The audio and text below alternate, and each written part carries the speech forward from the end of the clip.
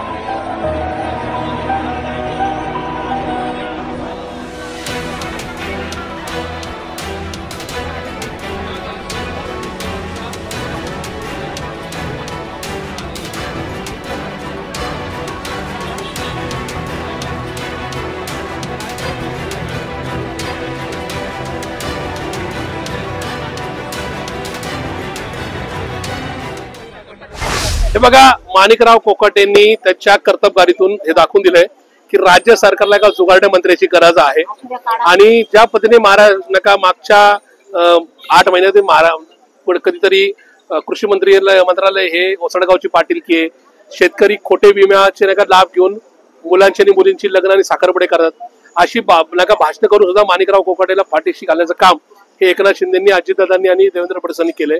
त्या अर्थी अशा जुगारड्या मंत्र्याची गरज या राज्य सरकारला असं आम्हाला सातत्याने लक्षात येते। काल तर माणिकरावांनी जाहीर या ठिकाणी प्रेस कॉन्फरन्स मध्ये सांगितलं की हे सरकारच भिकारी आहे।